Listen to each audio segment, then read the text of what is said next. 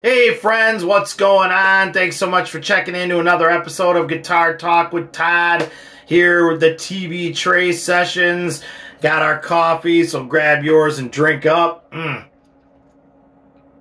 Alright, today I just wanted to pop on here. Just kind of coincides with the question of the week this week, which is what do you prefer, live albums or studio albums? Definitely I'm going to have to go live here. Obviously, Allman Brothers at Fillmore East, which is the greatest live album ever recorded, in my opinion. You know, the Boston Tea Party recordings from Peter Green's Fleetwood Mac are high up there, as are countless others. It's kind of funny because the other day, somebody asked me, like, what are you listening to? Or, like, when you're driving in the car, what do you listen to? And it kind of dawned on me, the stuff I listen to the most is, like, bootleg recordings. You know, like bootleg recordings of live shows. Funny thing is, though, not anything I got for free. These are going back to stuff I collected from back in the day, going to the trade shows and finding old tapes of collectors and just getting to know people in that whole circle, which I did. I made a lot of great friends in that circle. So, you know, not some just I streamed it free or I downloaded it free off that. Not that I'm saying there's anything wrong with that, but I went through a lot of trial and error to find a lot of those great live recordings. Peter Green's Fleetwood Mac. That's what I really listen to the most when I listen to that band. That's the true test of, you know, Danny and Peter going back and forth with the dueling guitars live. I mean, that's the band to me. That sums them up. And then, you know, even Jeremy, he wouldn't get in on stuff like Rattlesnake Shake and a lot of those live jams, but he would do his own thing where he'd come out and do the Elmore James tunes live and all that. It was part of that summed up that era of the band to me perfectly, their live, you know, shows and recordings. So that's what I like to listen to the most. Same thing with the Allman Brothers band, obviously the old stuff with Dwayne and Barry and stuff, which is just fantastic. But then even later recordings and even, you know, newer bands like Government Mule. Any good band, to me, that's the true test of what they can do is live, and that's what I want to hear.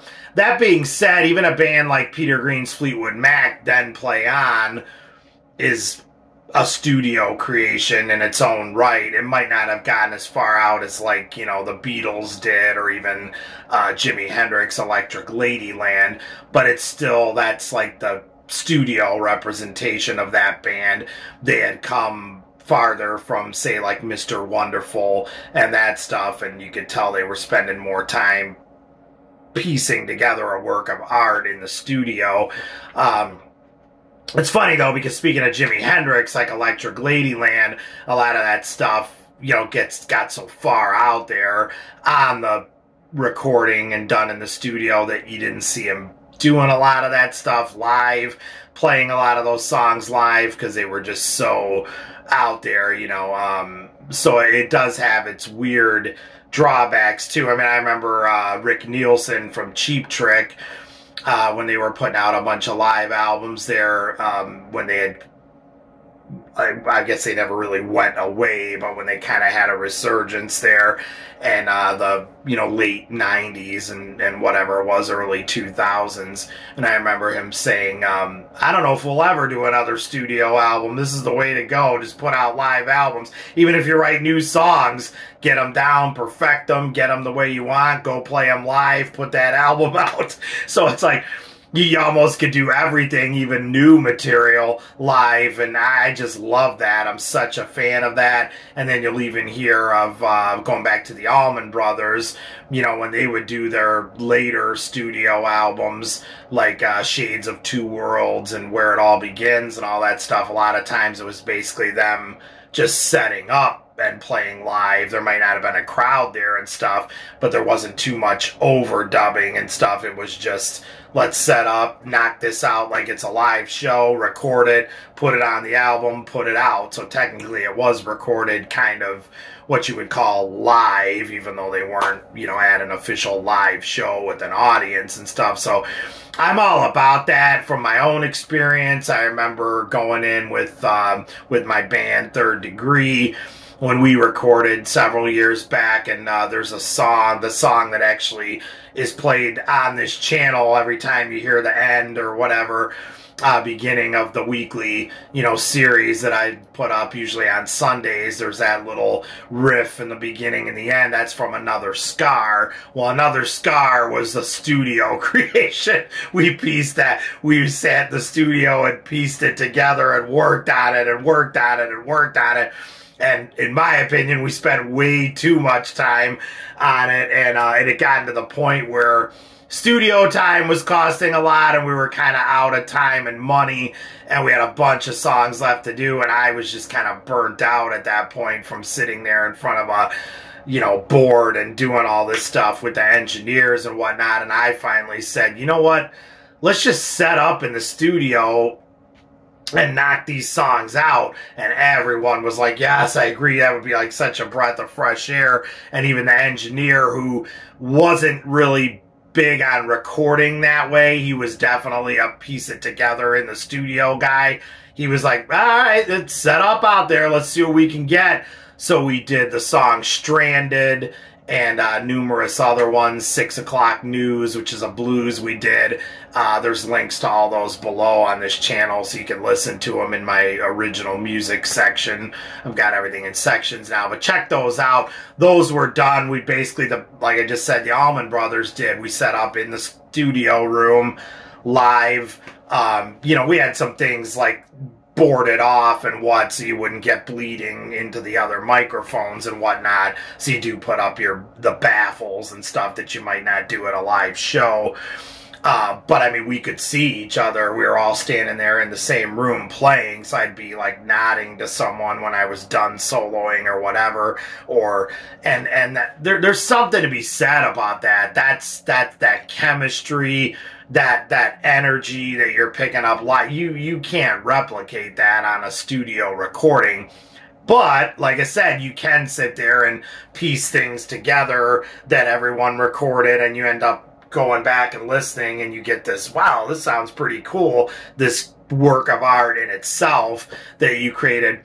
Listen to the song Another Scar, that's the links are below too, from my band, Todd, Beebe, and Third Degree, and that's definitely a pieced together studio creation. Was not done in one take, it was all pieced together, and even the vocals have little like effects on them and stuff, and that was cool. It worked for that song, and I'm glad we did it, because up at that time, till that time, I had never spent that amount of time piecing something together.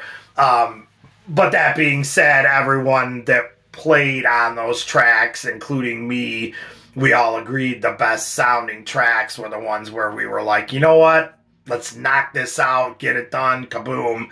And those just sounded the best, and they have that feel that, you know, you just can't replicate doing it, piecing it together a bit at a time. So comment below, you guys. Let me know what you think. Do you like studio recordings better or live recordings? I'm definitely a live guy. If I'm not listening to the official releases from the band, I'm definitely listening to bootlegs of the band, which, truth be told, is what I listen to the most.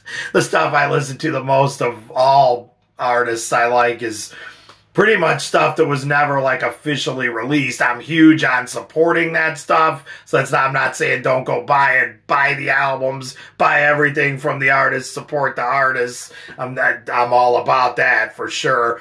But I'm just saying some of my favorite things to listen to are, you know, shows from the 70s or the 60s or whatever. Like I said, of Peter Green, Fleetwood Mac, Allman Brothers, Government Mule as like a newer example, Stevie Ray Vaughan, where somebody might have just like turned a recorder on out in the crowd and caught a magic live show, and that's just great stuff. I love that. So I'm definitely a live guy. What do you guys prefer? Comment below. Let me know. Thanks for checking in, you guys. Find me on Facebook at Todd Beebe Music. And please hit that subscribe button in the lower right-hand corner. Like I said, we're doing more of these where we just kind of talk, and I'm definitely going to be doing a live one here on YouTube when we hit 500 subscribers. So help us get that number up, and I'm looking forward to hanging out with all you guys and talking to so many of you I've gotten to know on here. Is really cool. So hit that subscribe button, and I appreciate it, and I will see you guys again. Stay safe and love your dogs. Take care.